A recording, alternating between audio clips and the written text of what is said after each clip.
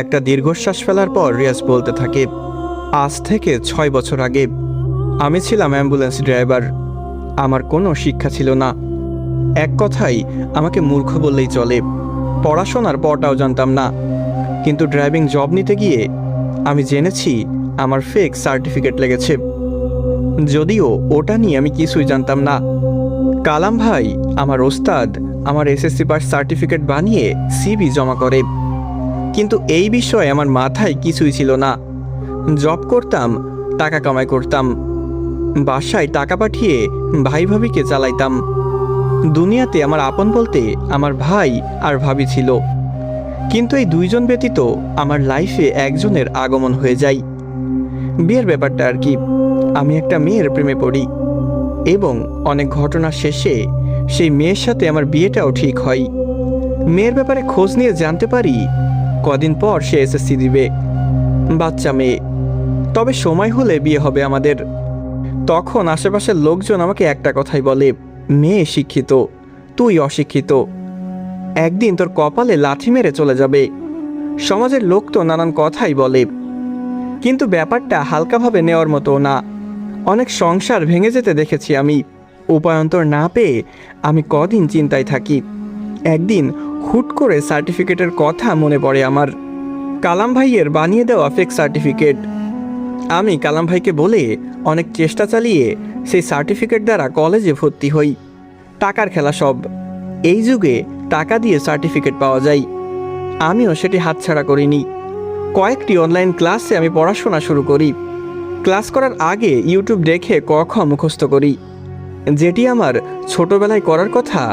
20 বছর বয়সে যে আমি সেটি শুরু করেছিলাম, শুধুমাত্র ওই মেয়েটাকে পাওয়ার জন্য। আমি আমার চেষ্টায় থামাইনি। অ্যাম্বুলেন্স চলাকালীন অডিও ক্লাস শুনতাম, আর ডিউটি না থাকলে ভিডিও দেখতাম।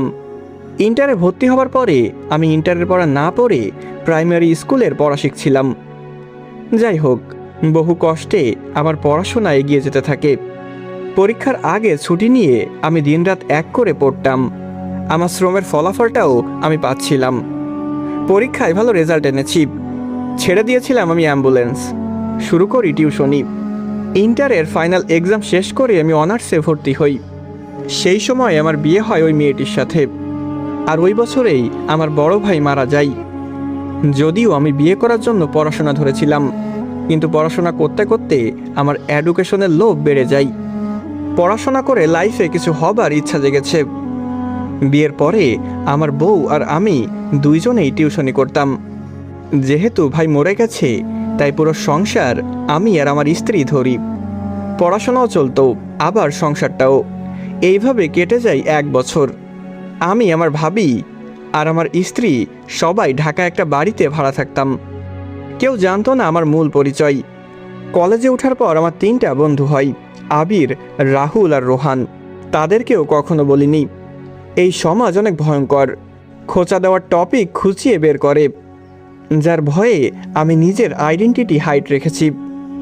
অনার্স 2য় বর্ষে ওঠার পর আমার ঘরে জন্ম নেয় একটা ফুটফুটে বাচ্চা। তাকে নিয়ে শুরু হয় আমার নতুন জীবন। আমার স্ত্রীর একটি গোপন পরিচয় আছে। স্ত্রীর নাম এবং গোপন পরিচয় জানবেন অ্যাম্বুলেন্সের রহস্য সিজন 1 গল্পে, যেটি পেয়ে যাবেন আমার ইউটিউব চ্যানেলে। ওইখানে সব কিছু ক্লিয়ার করা হয়েছে। যারা অ্যাম্বুলেন্সের রহস্য সিজন 1 দেখেননি, তারা এখনই গিয়ে ইউটিউবে গিয়ে দেখে আসুন। ইউটিউবে গিয়ে অ্যাম্বুলেন্সের রহস্য গল্প লিখে সার্চ করলে আমার গল্প আপনি পেয়ে যাবেন। সেখান থেকে গিয়ে দেখে আসতে পারেন, তাহলে পুরো বিষয়টি আপনার কাছে ক্লিয়ার হয়ে যাবে। এটা হচ্ছে অ্যাম্বুলেন্সের রহস্য ইউনিভার্সের 2য় গল্প। অ্যাম্বুলেন্সের রহস্য ইউনিভার্সের প্রথম গল্প শুনলে আপনি ব্যাপারটা ক্লিয়ার হয়ে যাবেন, এবং যারা শুনেছেন তারা তো বুঝতেই পারছেন। আমার স্ত্রীর গোপন পরিচয়ের কারণে তার উপর অনেক শয়তানের নজর পড়ে, আর এটির মূল কারণ আমি নিজেই। অ্যাম্বুলেন্স চালানোর সময় অনেক অশরীরী আমার পিছু নিয়েছিল। আমার পিছু নিতে নিতে তারা আমার স্ত্রী অবধি আসে, এবং আমার বাচ্চা আমার স্ত্রীর সাথে অলৌকিক ঘটনা ঘটতে থাকে। রাতে আমি বাসায় আসলেই আমার শরীরটা ভার হয়ে যেত। কয়েকজন কবিরাজ ডেকেও আমার লাভ হয়নি। তারা টাকা খেয়ে তাবিজ দিয়েছে, যা কোনো কাজেই আসেনি। বাচ্চা জন্মের 1 মাস 20 দিন পর আচমকা আমার স্ত্রী রেগে যেতে থাকে। আমার ভাবি আমার বাচ্চাকে নিজের কাছে রেখে দিত। আমার স্ত্রীর কাছে দিত না, কারণ স্ত্রী নিজেই হুঁশে থাকতো না। আচমকা তার মাঝে পরিবর্তন আসতে থাকে।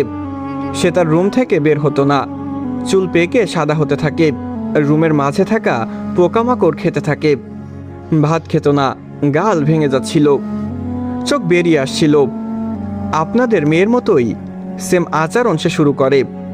আমি যে কবিরা জানতাম তারা পারবে না বলে চলে যেত, আর পথে বা সাথে সাথে কবিরাজের বিপদ ঘটত। বাচ্চার জন্মের 1 মাস 27 দিন পর আমার স্ত্রী সবচেয়ে ভয়াবহ কাজটা করে। আমি একজন কবিরাজের সাথে আলাপ করার জন্য বাহিরে ছিলাম। এদিকে আমার স্ত্রী আমার ভাবিকে ফলো করে রান্নাঘরে যাই।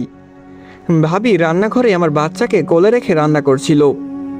পেছন থেকে আমার স্ত্রী অর্থাৎ তার ভেতরে থাকা শয়তান বটি নিয়ে যায়। সে ইচ্ছামতো আমার ভাবিকে কুপিয়ে মারে। আমার ভাবি কোপ খেয়ে ফ্লোরে পড়ে মারা যায়। তারপর আমার ভাতিজিকে রুম থেকে টেনে এনে এক কোপে মাথা কেটে ফেলে। এমনকি শয়তানটা আমার 2 মাসের বাচ্চাকেও ছাড়েনি। আমার বাচ্চাটাকে কামড়ে কামড়ে খাচ্ছিল। আমি বাসায় এসে দেখি সে আমার বাচ্চাকে ছিঁড়ে ছিঁড়ে খাচ্ছে। রাগে আমি আমার স্ত্রীকে ধরতেই যাব, তখনই আমার স্ত্রী পাশ থেকে বটি হাতে নেয়। আমি ভেবেছি আমাকে খুন করবে, কিন্তু আমার ভাবনা বদলে দিয়ে আমার স্ত্রী নিজের গলায় নিজেই বটি চালিয়ে দেয়। চোখের সামনে আমার পুরো পরিবারের লাশ, আমার বাচ্চা, আমার স্ত্রী, আমার ভাবি, আমার ভাতিজি কেউ বেঁচে নেই। আমি প্রায় পাগল হয়ে যাচ্ছিলাম। সেদিন যে কবিরাজের সাথে কথা বলেছিলাম উনি আমাকে পরদিন যেতেও বলে, কিন্তু চোখের সামনে নিজের দুনিয়া শেষ হয়ে যেতে দেখে সেখানেই জ্ঞান হারাই। আমার জ্ঞান ফিরে পরদিন সকালে। কিন্তু সবচেয়ে আফসোসের ব্যাপার হচ্ছে আমি আমার পরিবারকে দাফনও করতে পারিনি। জ্ঞান ফেরার পর দেখি আমার ভাবি, ভাতিজি আর বাচ্চাকে খাওয়ার পর আমার স্ত্রী নিজের হাত নিজে কামড়ে খাচ্ছে। পুরো ফ্লোরে রক্ত আর রক্ত। আমি দ্বিতীয়বার জ্ঞান হারাবার আগে একটা শব্দ কানে আসে। যতটুকু দেখেছিলাম সেই কবিরাজ আমার বাসায় এসেছে। উনি আমার হুঁশ ঠিক করার জন্য আমাকে ডাকতে থাকে। ওটুকু দেখার পর আমার আর কিছু মনে নেই। অর্থাৎ অনার্স 2য় বর্ষে ওঠার 4 মাসের দিকে এই ঘটনা ঘটে। আমার যখন জ্ঞান আসে তখন আমি নিজেকে সেই কবিরাজের আস্থানায় দেখতে পাই। ওনার থেকে আমি জানতে পারি ওই শয়তানের ব্যাপারে। ওই শয়তান সাধারণ জিনদের মতো না, এইটা অন্ধকারের সর্দার। পুরো পৃথিবীতে এদের বংশের মাত্র 4 জন আছে। 4 জনের বয়স 1529 বছর। এদের জন্ম কোনো শয়তানের থেকে হয়নি। এদের একজন সন্ন্যাসী তৈরি করেছিল।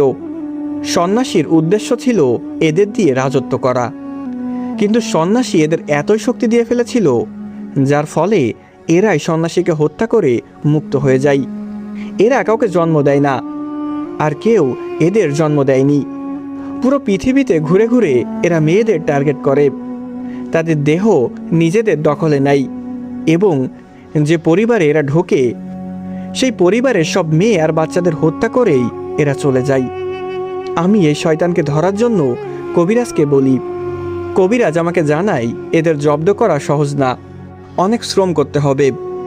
আমার মাথায় সেদিন থেকে একটাই উদ্দেশ্য হয়, তা হলো এই শয়তানের বিনাশ।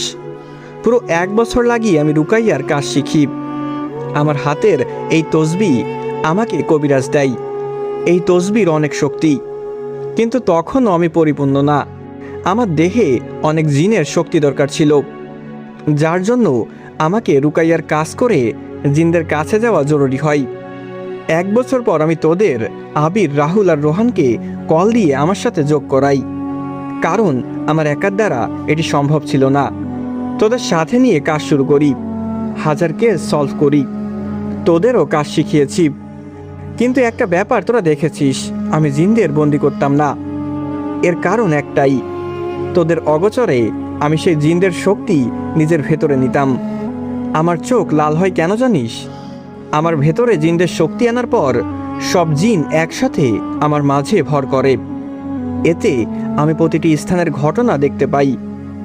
তোদের না জানিয়ে আমি আমার পুরান বাসায় গিয়ে বহুবার দেখতাম সেই দৃশ্য। আমার স্ত্রী আমার ভাবি ভাতিজি আর বাচ্চাকে কিভাবে মেরেছে, সব দেখে আমার ভেতর রাগের ভাব বাড়াতাম। আমি হুটহাট স্বপ্ন দেখতাম একটা শয়তান আমার স্ত্রীকে গিলে খাচ্ছে। ওই স্বপ্ন দেখার পর আমার পুরো দুনিয়া এলোমেলো হয়ে যেত। অবশেষে ওনাদের মেয়ের বর্ণনা শুনে আমি শয়তানকে চিহ্নিত করেছি। এত বছর জমে থাকা ক্রোধ উঠিয়েছি। এখনও আমি পরিপূর্ণ না, আমার মাঝে আরও জিনদের শক্তি দরকার।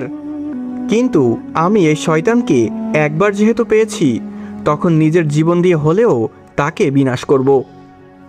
আচ্ছা, মনে করুন ওই জিন ওই ঘর থেকে বেরিয়ে গেছে এবং বেরিয়ে এসে আপনার ঘাড়ে ভর করেছে, কি করবেন তখন?